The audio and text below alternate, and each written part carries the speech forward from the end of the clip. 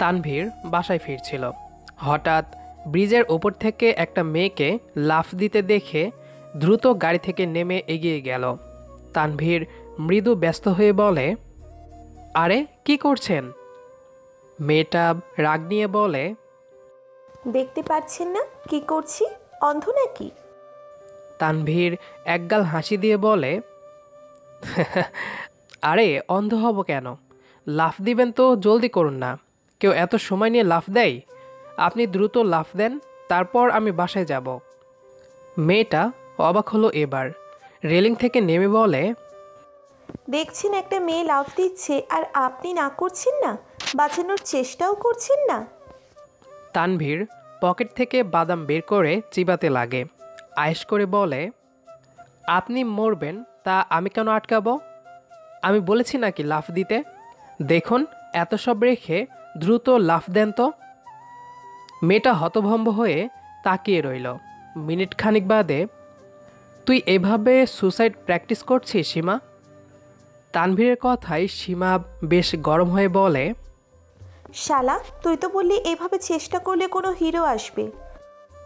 তানভীর হুহা করে হেসে ওঠে। গাড়িতে বসে আছে তানভীর এবং সীমা। কিছু সময় আগে ঘটে যাওয়া কাহিনী পুরোটা তানভীরের বানানো ছিল। সীমা এবং তানভীর বেস্ট ফ্রেন্ড। ছোট থেকেই দুজন দুজনকে ছাড়া চলতে পারে না, কিন্তু নির্দিষ্ট একটা সময় পর ঠিকই নিজেদের জীবন আলাদা করে নিতে হয়। বাসা থেকে সীমার বিয়ের কথা শোনা যাচ্ছে, কিন্তু অপরিচিত কাউকে সে বিয়ে করবে না। তাই তানভীর বুদ্ধি দিল, যদি কোনো হিরো আসে এই অবস্থায় সীমাকে দেখে। আরে দোস্ত, তুই এত ইমোশন ছাড়া লাফ দিতে গেলে কে আসবে বাঁচাতে আমাকে বল। তানভীরের কথায় সীমা গাল ফুলিয়ে বলে, তো আর কি করব? আমি কি সত্যি সত্যি মরতে যাচ্ছিলাম নাকি যে আবেগ আসবে? তো আর কি করব?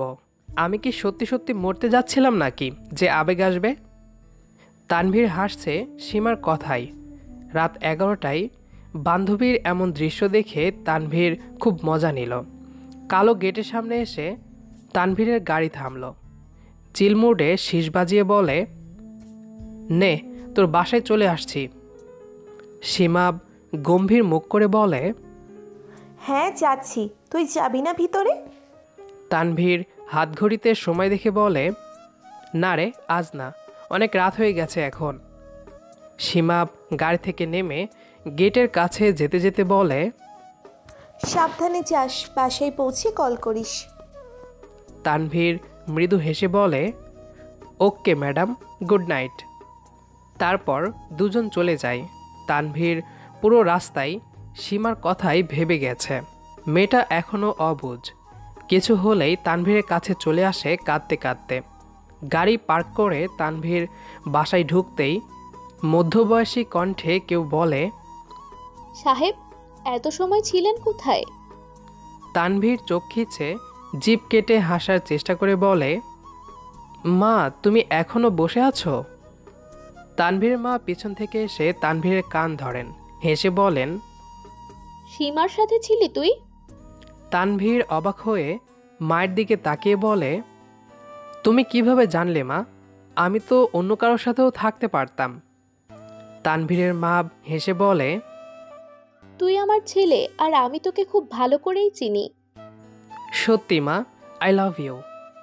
এই বলে মায়ের গালে চুমু খেয়ে তানভীর ছুটে রুমে চলে যায়। রাতে খেয়ে তানভীর সীমাকে কল করে। কয়েকবার রিং হতেই সীমা রিসিভ করে। কি রে ছাগলের বাচ্চা, বল।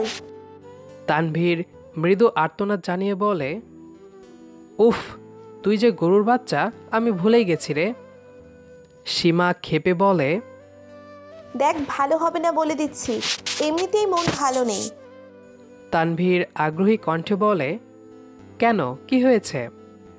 সীমা লম্বা শ্বাস ফেলে বলে, আর বলিস না, কাল পাত্রপক্ষ আসবে আমাকে দেখতে, কিন্তু দোস্ত আমি বিয়েটা করতে চাচ্ছি না।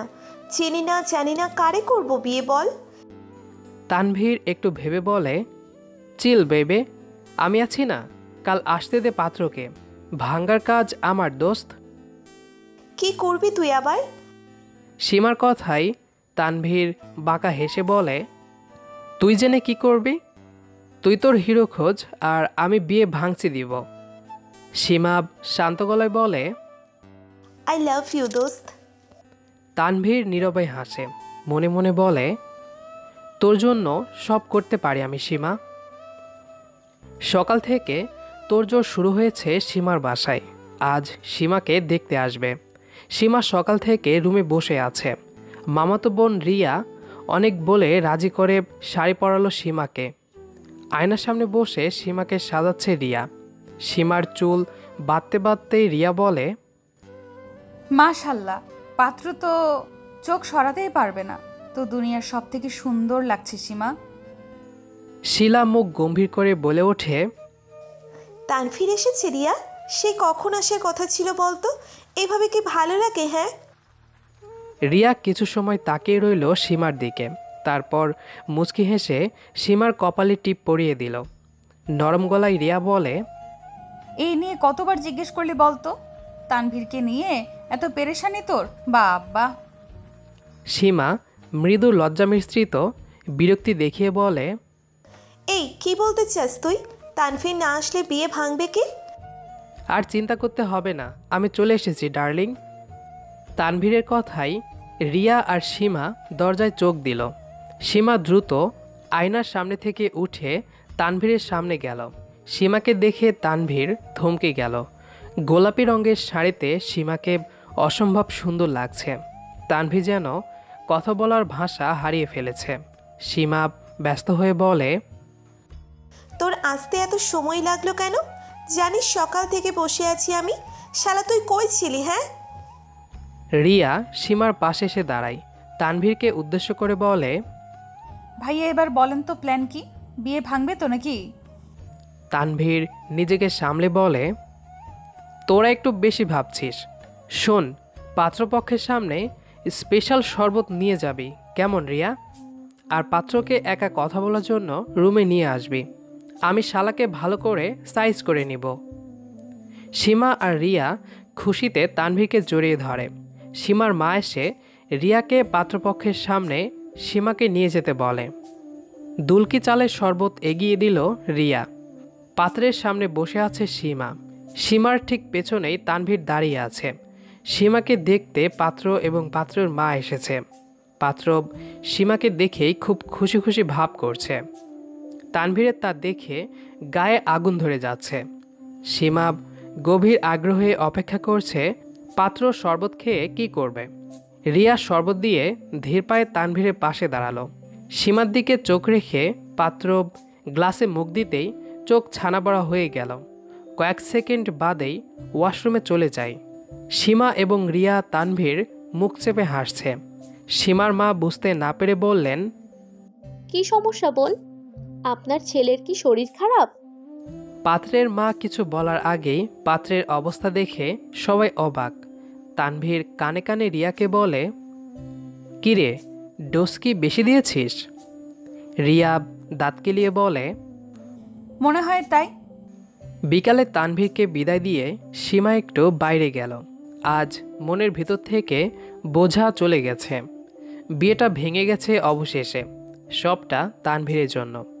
কালো রঙের গাড়িতে রিকশা ধাক্কা খেতেই সীমা নিজেকে সামলে নিল। গাড়ি থেকে দ্রুত একজন যুবক এগিয়ে আসে। সীমার সামনে এসে ব্যস্ত হয়ে বলে, আমি সরি মিস, আসলে হুট করে গাড়িটা সামনে চলে আসে রিকশার। সীমা কিছুটা বিরক্তি নিয়ে ছেলেটার দিকে তাকিয়ে বলে, দেখে চালাবেন তো নাকি? এভাবে কেউ গাড়ি চালায় মিস্টার? যুবকটা সীমার দিকে মুগ্ধ হয়ে তাকিয়ে বলে, আবির খান। সীমা আর কথা বাড়ালো না, সেখান থেকে চলে গেল। আবির এক ধ্যানে সীমার যাওয়ার দিকে তাকিয়ে আছে। সীমাকে তার ভালো লেগেছে। বড়লোক বাবার ছেলে আবির। সীমাকে প্রথম দেখেই মনে ধরে গেছে তার। সীমা হাতের বাহু ঘষতে ঘষতে রিকশায় বলে, নেহাত ভদ্রলোক ছিল, না হলে আজ ছেড়ে দিতাম না। একা একা এমন অনেক কথা বলছে সীমা। সেদিনের মতো সীমা বাসায় ফিরে এলো। বিছানায় শরীর এলিয়ে দিতেই সীমার ফোন বেজে ওঠে। অচেনা একটা নাম্বার চোখে ভেসে ওঠে। সীমা কপাল কুঁচকে চিন্তা করে বলে, এই আহম্মক আবার কে? চিন্তার বাঁধ ভেঙে সীমা রিসিভ করে অদ্ভুত ভাষায় বলে, কে রে ভাই আহম্মক? আমার আরামে হারাম কেন হতে আসলি তুই? সবেই তো জমের মুখ থেকে ফিরে এলাম আমি। তোর কোন পাকা ধানে মই দিয়েছি আমি শুনি? রাত নেই দিন নেই বাড়িতে বিয়ের জন্য পাগল করে দিচ্ছে, আর তুই আরামে হারাম হতে কল দিলি? সীমা একদমে কথাগুলো বলে থামে। অপর পাশ থেকে যখন আবির বলে ওঠে হেসে, আমি হলাম আপনার সেই জমের মুখ থেকে ফিরে আসা আহম্মক আবির খান। সীমা চমকে উঠে শোয়া থেকে উঠে বসে। বিস্মিত হয়ে সীমা বলে, আপনি আপনি আমার নাম্বার পেলেন কোথায়? আবির হেসে বলে, আপনার ব্যাগ থেকে আইডি কার্ড পড়ে গেছিল রাস্তায়, যা আমি কুড়িয়ে পেয়েছি ম্যাডাম। আপনি তো আমাকে মাঝ রাস্তায় ফেলে চলে গেলেন। সীমা ঠোঁট কামড়ে বলে, ওহ শিট, দেখুন আমার কার্ড আমাকে ফিরিয়ে দিন প্লিজ। আবির শব্দ করে হেসে বলে, আরে আরে, এটা আমি রেখে কি করব মিস সীমা? আপনার কার্ড আপনাকেই ফিরিয়ে দেব। কাল আমার অফিসে চলে আসুন সকালে, তখন ভালো করে কথা হবে আর কার্ডও ফিরিয়ে দেওয়া হবে। সীমা স্বস্তির নিঃশ্বাস ফেলে বলে, ধন্যবাদ। এদিকে তানভীর সেই কখন থেকে সীমাকে কল দিয়ে যাচ্ছে, কিন্তু বিজি পাচ্ছে। এত বিজি সীমা তানভীর ছাড়া কারোর সাথে থাকার কথা না। সীমা তবে কার সাথে বিজি? সীমা আবিরের সাথে কথা শেষ করে দেখল তানভীরের অনেকগুলো কল এসেছে। সীমা জিপ কেটে দ্রুত তানভীরকে কল দিল। রিং হতেই তানভীর রিসিভ করে নিল। রাগী কণ্ঠে বলল, কতক্ষণ থেকে কল দিচ্ছি আমি, আর তুই কার সাথে বিজি ছিলি? আমি ছাড়া তো কারোর সাথে বিজি থাকতে পারিস না তুই?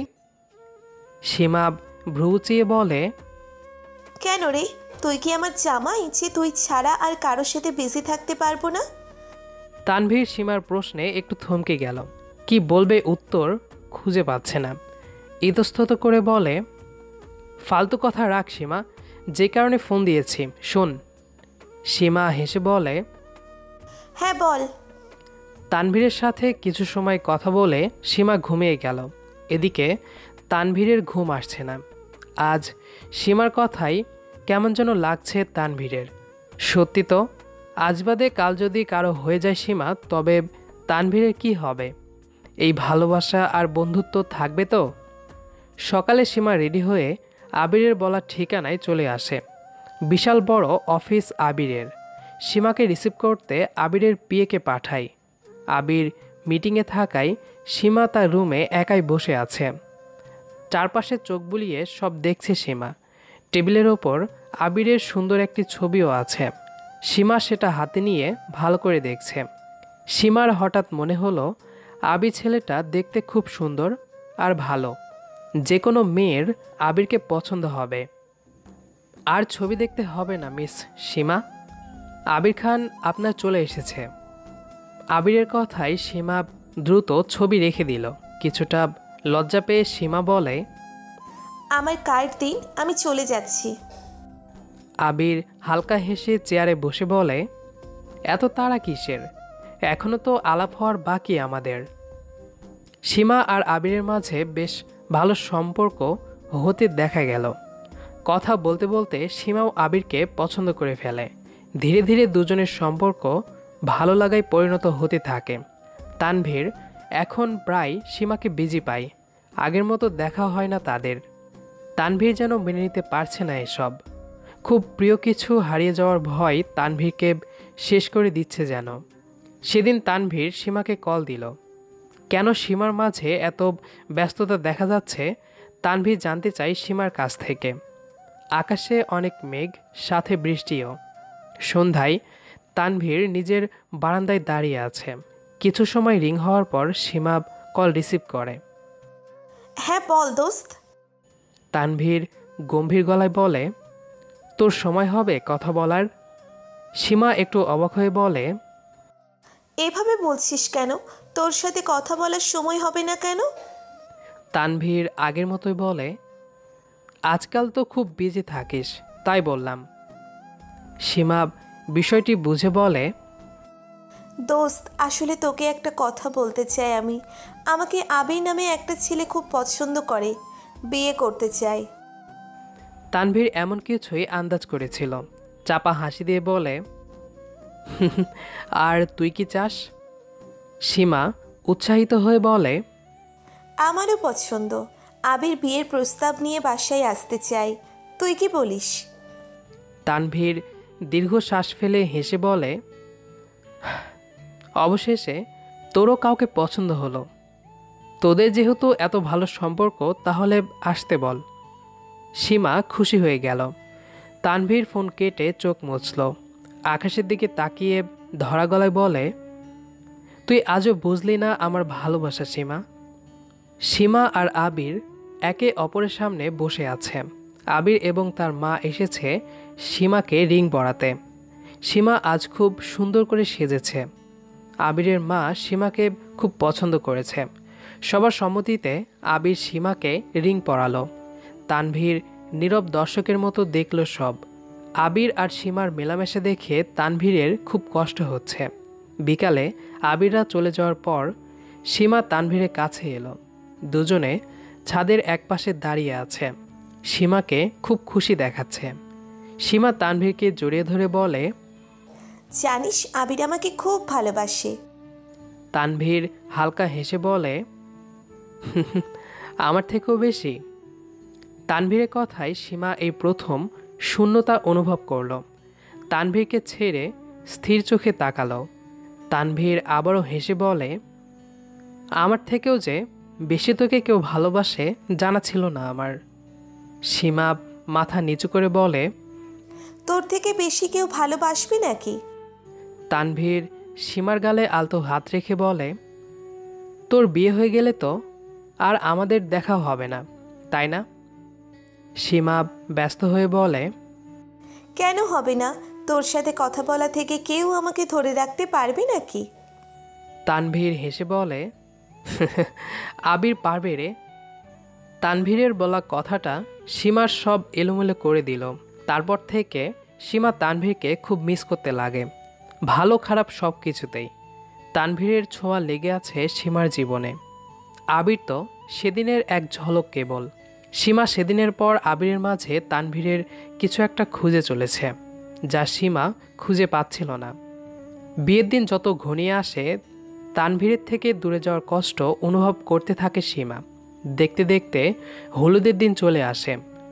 সবাই কত খুশি, কিন্তু সীমা আর তানভীরের চোখে আজ খুশি না, কষ্ট দেখা যাচ্ছে। হলুদের সাজে সাজছে সীমা, সাথেই রিয়া বসে আছে। সীমার দিকে তাকিয়ে রিয়া কিছুটা শান্ত গলায় বলে, তুই এই বিয়েতে খুশি তো? আমি তো সব সময় ভাবতাম হয়তো তানভীর ভাই আর তোর মাঝে কিছু একটা আছে, তবে আজ সেটা ভুল প্রমাণ হলো। সীমা চুপ করে থেকে বলে, তোর কি মনে হয় রিয়া, বিয়েটা করে ঠিক হবে আমার? রিয়া হেসে বলে, এই প্রশ্ন তুই আমাকে করছিস? সীমার কাছে সব কেমন যেন লাগছে। হলুদ শেষ হয়ে আজ বিয়ে সীমার। বউ সেজেছে, কিন্তু খুশি হতে পারছে না। কাজে আসার ঠিক আগ মুহূর্তেই শোনা যায় সীমা পালিয়েছে। এটা শুনে আবির যতটা অবাক হয়েছে, তার থেকে বেশি তানভীর অবাক হয়েছে। সীমার ইচ্ছেতে বিয়ে হচ্ছে, আর সীমা নিজেই পালিয়েছে। ব্রিজের ওপর দাঁড়িয়ে আছে সীমা, বিয়েটা করবে না সে। রেলিংয়ে পা দিতেই তানভীর হাত টেনে সরিয়ে আনে সীমাকে। ব্যস্ত হয়ে সীমার বাহু ধরে বলে, তুই কি করছিস? হ্যাঁ, আজ না তোর বিয়ে? সীমা কাঁদতে কাঁদতে বলে, কিভাবে করব বল, আমি যে তোকে খুব ভালোবাসি। তানভীর অবাক হয়ে হেসে বলে, কি? সীমা তানভীরকে জড়িয়ে ধরে বলে, হ্যাঁ তানভীর, এই কয়দিনে আমি বুঝেছি তোকে ছাড়া আমি বাঁচতে পারবো না। তোর মতো কেউ আমাকে আগলে রাখতে পারবে না। তানভীর চোখের পানি মুছে বলে, আমিও তোকে অনেক বেশি ভালোবাসি রে সীমা, কিন্তু বলতে পারিনি কখনো। সীমা তানভীরের বুকে মৃদু আঘাত করে অভিমানী কণ্ঠে বলে, এবার তো বল। তানভীর হেসে সীমার গাল ছুঁয়ে বলে, সীমা, আমি তোকে খুব ভালোবাসি রে। সীমাও হেসে বলে, আমিও অনেক ভালোবাসি তানভীর। গল্পটি কেমন লেগেছে সেটি অবশ্যই কমেন্ট করে জানাবেন। দেখা হবে আবারও নতুন কোনো গল্প নিয়ে। সে পর্যন্ত আমাদের সাথেই থাকবেন। ধন্যবাদ সবাইকে।